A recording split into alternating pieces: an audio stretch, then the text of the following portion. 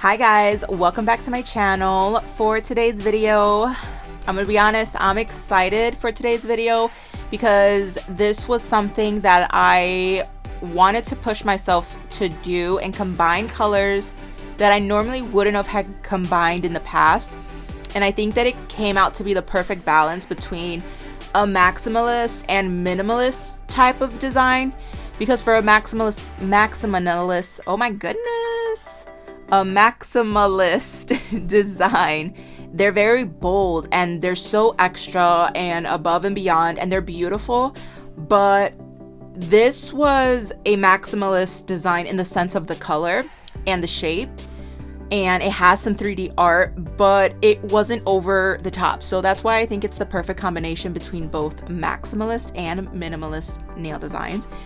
And I don't know if you can tell, but I've been doing quite a few stilettos lately because every time I do them, I just feel so cute and extra, and I feel like I'm that girl, and I feel like I got it all together. I don't know what it is about a stiletto design, and I don't know, I might be switching over. But anyways, I did do this cherry red and blue color, and I thought that it worked out so perfect. Like I said, I wanted to do something that I haven't done before because I normally just do an orange set or a pink set with different shades of pink and so on and so forth. But this time I really wanted to combine two different shades.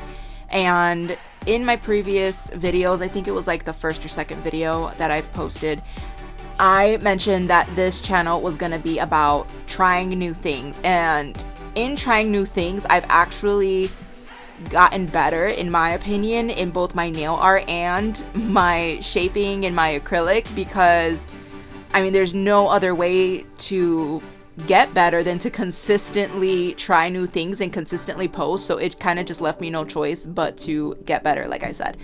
So it's been really, really fun.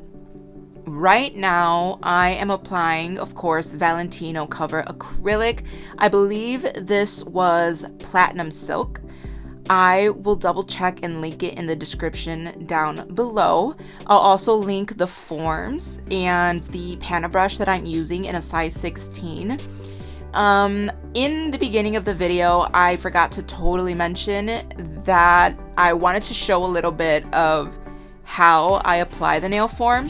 So I'll roll it in between my palms just so it can get that arc that it needs. And then I tuck it nicely underneath my free edge. If you have a free edge, it's a little bit easier to do when you're using nail forms. But it can be done if you are like bare down to the nub, because I'm a nail biter. I know it's gross and disgusting, I'm sorry.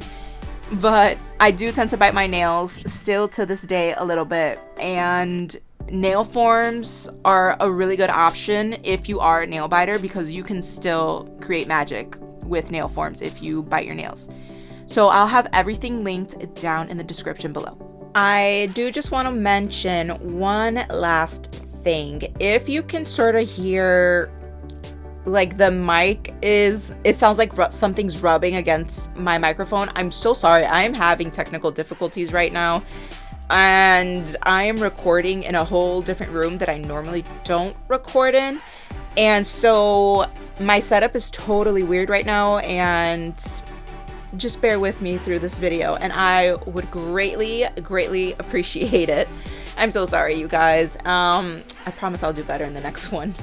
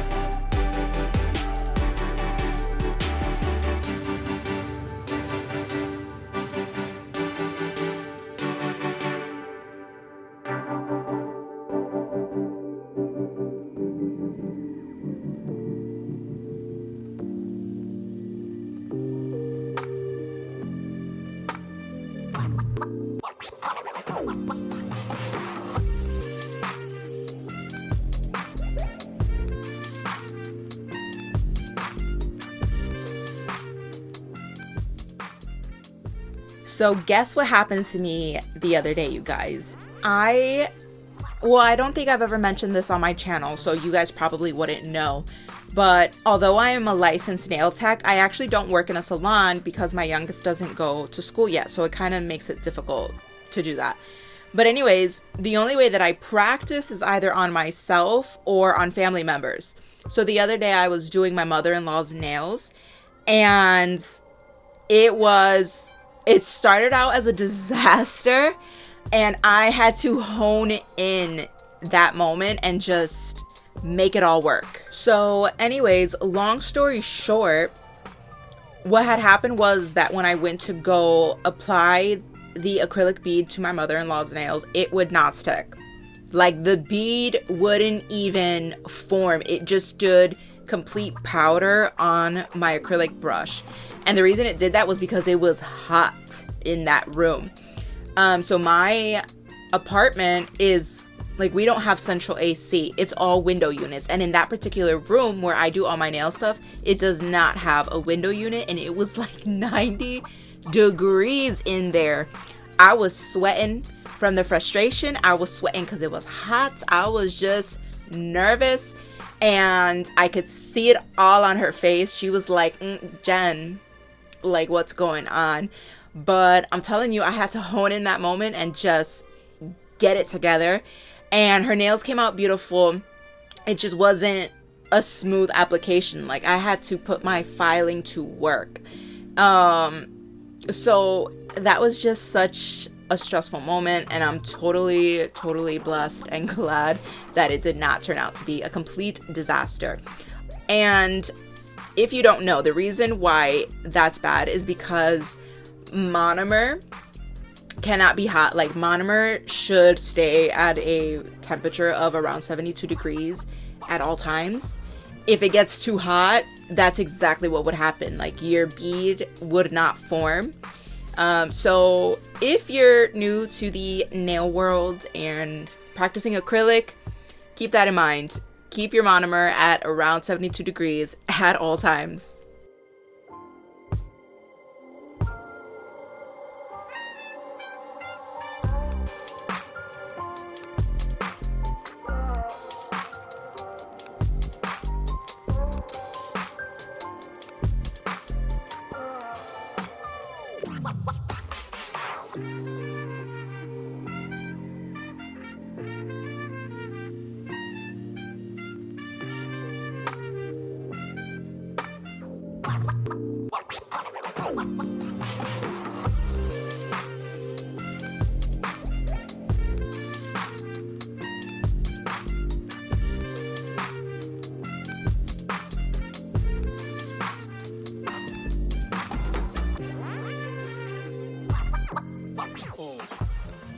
Right now, I am going to file and shape my nails. I don't show me using the hand file because the video would have just been way too long.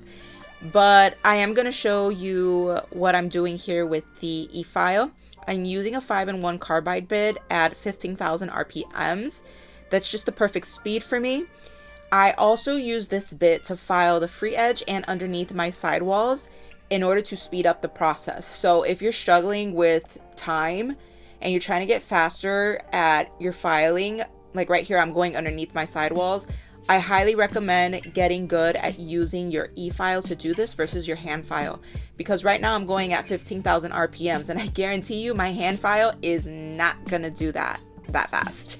Also, I want to offer a tip when it comes to using the e-file around your cuticle, because take it from me, I had some messed up cuticles when I was learning how to do this. And I realized that the reason why I kept cutting my cuticles with the e-file was because I kept flooding my cuticles with the acrylic. So in order to get just a somewhat decent type of shape, I had to get super close with my e-file, and I couldn't figure out why that was happening until, trial and error.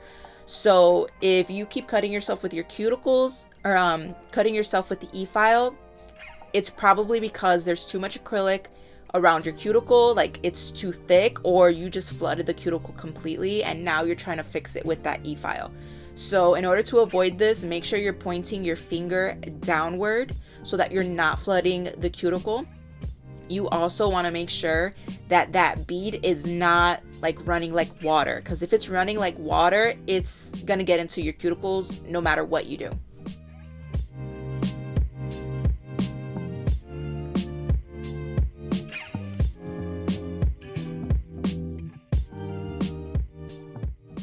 But after I used my e-file and went in and smoothed everything over with my hand file, this was the final result for my shaping before I did any nail art. And you guys know I want my stilettos to be pointier than pointy. Like, they have to be so sharp, because that's just the whole point, you know? Like, if they're not pointy and like razor blade sharp, then like what the world? So after that, I went in with this Beetles shade of blue. Unfortunately, I had gotten this shade of blue years ago, and so it doesn't have a name. I don't even know if they sell this color anymore, but it's one of my favorite shades of blue. So I'm gonna try to find something similar and link that in the description down below, so that if you guys want to take this or try this blue out for yourself, you absolutely can. However, I did have to do 3 coats of this blue on my ring finger and on my index finger, so that did kind of suck, but I mean, it doesn't bother me. If I gotta do 3 coats to get the shade that I want and have it pigmented, then that's just what I gotta do. The only thing that really did drive me crazy was that I didn't realize how little I had of this gel polish color, and I was flipping the bottle completely upside down trying to get whatever I could out of this bottle. And then I had an airbrush malfunction, which you'll see in a second, and I was just wasting more polish trying to figure out what the heck was going wrong. So of everything that was frustrating of this design, I would say that it's just that I ran out of polish and my airbrush decided to malfunction on me.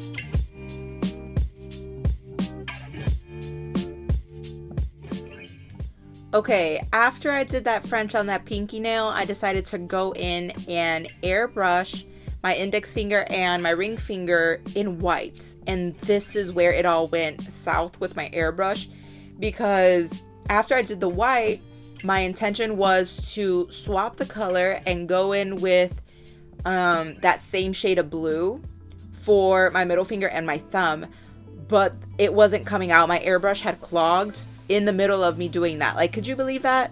It's not like I plugged it in and then it didn't work. Like, it was working, and then in the middle of working, just stopped working. I was confused, and I had to do this the old school way of just using my brush and some polish. I did like 5 coats of this in order to get it the way that I wanted. And basically, if you have to do it this way, I recommend like light strokes swiping up, and then to really blend it as good as possible, take an ombre brush and gently pat at the very top where you want it to blend, and don't put it in acetone. If you do put it in acetone or alcohol to clean it, make sure you wipe it dry, and then you can go back in and start patting it out to blend. Otherwise, you'll sort of ruin the design.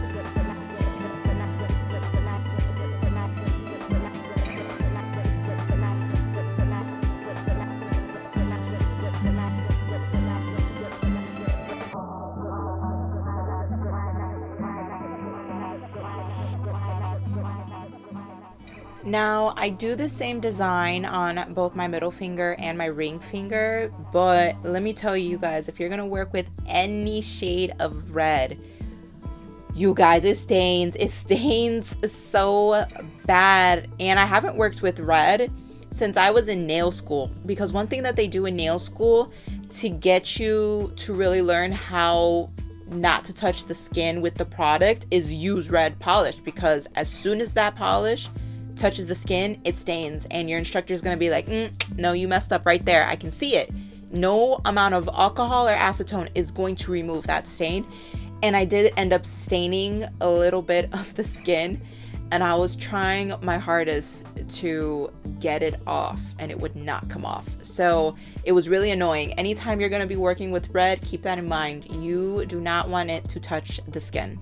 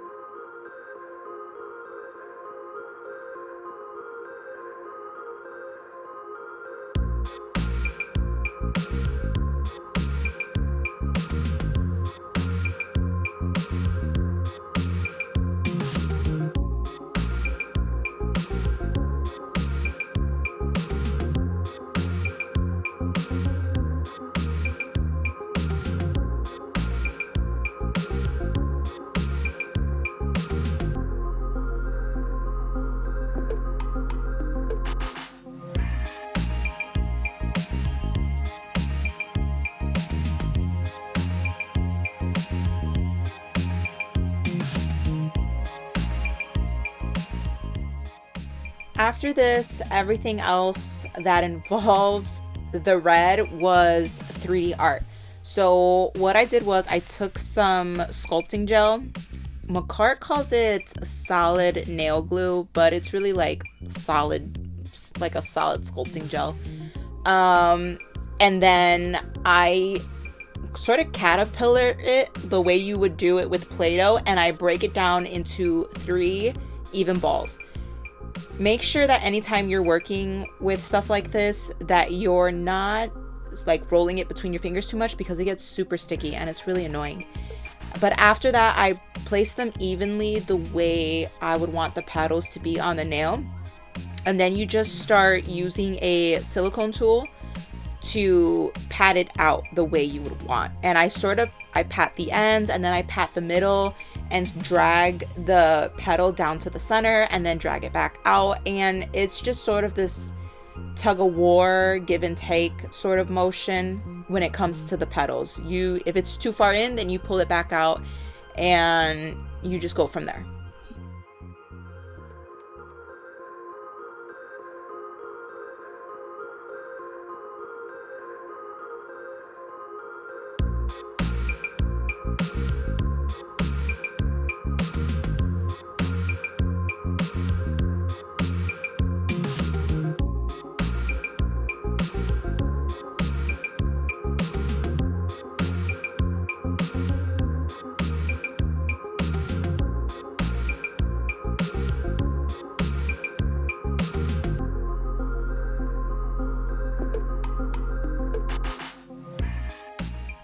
After I did the flower on my ring finger, I started working on the cherries for my middle finger. I went in with my silicone tool, but it wasn't giving me the shape that I really wanted. I wanted it to be like flat but even, and it was looking weird to me. So I just went in and started flattening it out with my finger. So I know that I say like use your silicone tool, but if it's really not working, just go in with your finger. Sometimes that does happen. And I know that it does get sticky, but if you're just gonna pat the product down, you'll be fine. It won't be sticky at all. Another thing that you can do is dip your silicone tool into alcohol or acetone. I prefer acetone, but you can use alcohol as well. And it'll smooth out all of the 3D gel, because if you're gonna keep patting it with your silicone tool or with your finger, you start to put dents in the product. And smoothing it over with alcohol on your silicone tool is a great way to just smooth everything out so the polish looks clean.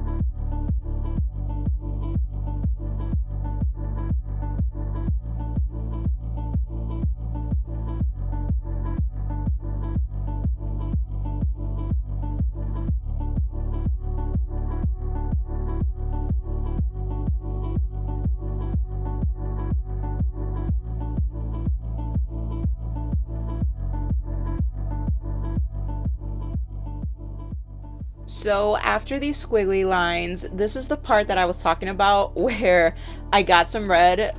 This is liner gel, not polish, but regardless, it's red and it got onto my cuticle skin and it was incredibly annoying to try to take out. You see how close I got there? Yeah, definitely got on my skin. But the cool thing about liner gel is that it's so pigmented and you only need one coat. Promise you, you only need one coat. It does not require more than that because of how pigmented it is, and it goes on so smooth. So it was perfect to fill in the gaps and everything for like the squiggly solid glue design that I just did.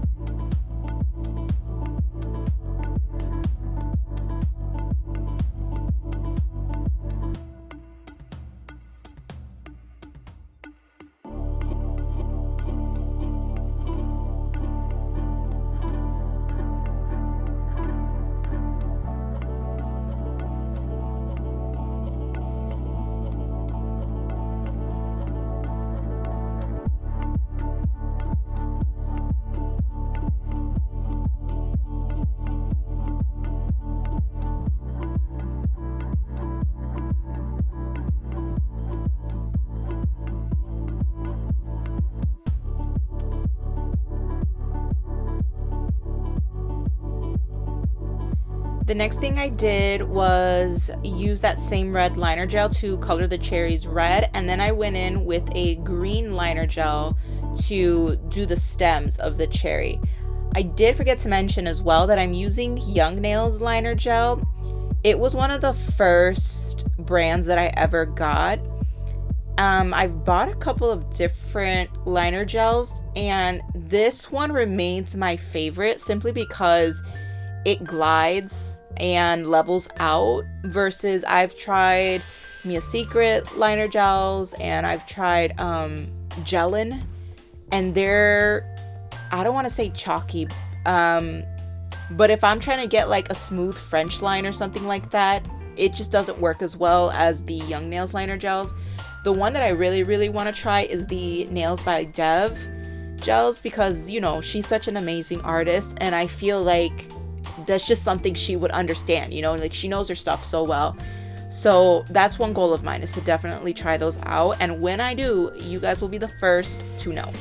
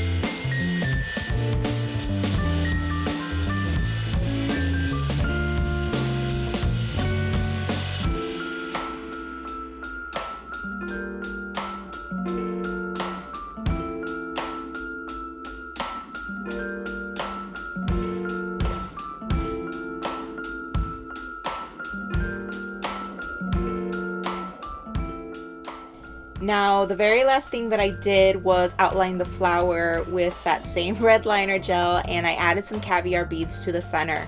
If you've noticed, I didn't really show you my thumb, and that's because it was very repetitive, and like I said, this video was long as it was. But we did make it to the end, so this is how it finally turned out.